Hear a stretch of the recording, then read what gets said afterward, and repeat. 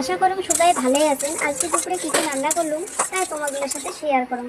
এটি দেখো আমি কড়া দিয়ে রেখে খোলা এই যে মুগ ডালগুলো সোনার মতো মুগ ডালগুলো একটা ঝিকঝিক করিয়া ভাজি দিন। তারপরে যে করে ভাজা হয়ে গেলে অল্প একটা বাটির করে নামে নিব। এটি আবার উপরে থেকে সর্ষে ভাঙিয়ে যে তেললা হয়েছে সর্ষের তেল ওগুলো দিয়ে দেবো। এটি আবার এই যে পটল ভাজা করা থাকে পটল ভাজার জন্য এটি কোনো নুন হলুদ দিয়ে দেবো। পাত্রখানে এখানে ছোটো হয়ে গেছে এই জন্য অল্প ঝাঁকে ঝাঁকে নুন হলুদগুলো মিক্স করে নিয়ে কড়াই গরম হয়ে গেলে এতে পটলগুলো দিয়ে দেবো। দিয়ে একটা ভালো করে সাবধানে দিবেন যাতে হাত পুড়ি না যায়। হাতের তেল লাগলে কিন্তু পুড়ে যাবে, গরম তেল ভালো করে দিয়ে দেবো। দিয়ে হালকা করিয়ে দেখুন না যে সোনার মতো মুগ ডালগুলো নিয়েছে ওগুলো অল্প ঝিকঝিক করে 2-3 বার ভালো করিয়ে জল দিয়ে ধুয়ে নেবো যাতে অল্প যেগুলো লাগেছিল ওগুলো যাতে উঠে যায়। এদিকে না প্রেশার কুকারে ডালিয়া দিয়ে দেবো, অল্প পরিমাণ মতো জল দিয়ে দেবো।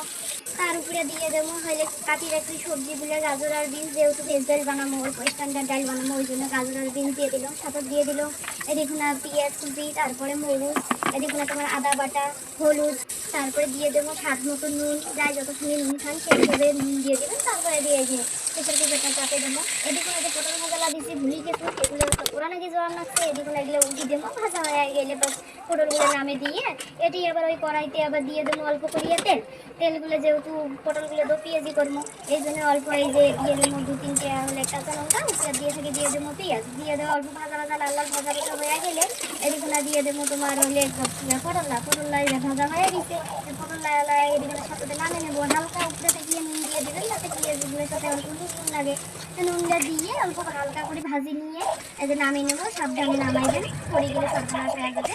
পটলগুলো নামিয়ে নিছি সাবধান করিয়ে, নামিয়ে আবার কড়াইতে বসে দিব। উঠেগুলো এই যে ডালগুলো যে আমার হয়ে গেছে ডালগুলো তো ফোড়ন দেওয়া থাকবে এই যে গরম হয়ে গেছে দিয়ে দিচ্ছি রসুন পেঁয়াজ, উপরে থেকে দিয়ে দিলাম হলে তোমার পাঁচফোড়ন। এদিকে এখন তাওয়া বসেছি, তাওয়া এখনো তেল গরম হওয়ার জন্য দিচ্ছি। ওটা দিয়ে দেবো আলু ভাজি নেবো অল্প কাটি রাখা আলু, সেই আলুগুলো দিয়ে দেওয়া হয়েছে। এদিকে না দেখো পেঁয়াজ আর তোমার ফোড়নের জন্য যে দিচ্ছি রসুন টসুন ওগুলো পুরানো জল আছে এই জন্য ডালগুলো ঢালি দিলাম। ঢালি দিয়ে উপরে হালকা করে উপরে থেকে জল দিয়ে দেবো, যেহেতু অত মোটা ডাল খাওয়া যাবে না বাবা, গলা টলায় লাগে যাবে, অত ঘন ডাল খাওয়া যাবে না। এদিকে না আলুলে পুরি জল আছে, আলুলে অল্প উল্টে দিলাম।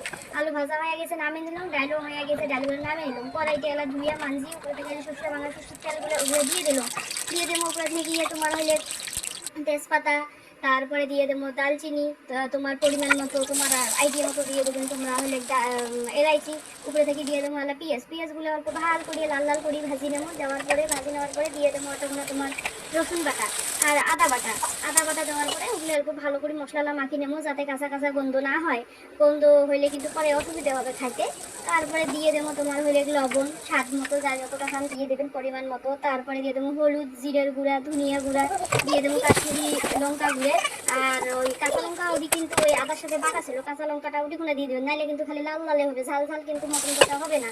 তারপরে আমি মশলা উপরে থেকে আগে থেকে সিদ্ধ করে রাখছি নুন হলুদ দিয়ে, ওইটাতে যে জলটা ছিল ওই জলটা ওখানে দিলাম, দিয়ে অল্প কষে নিই।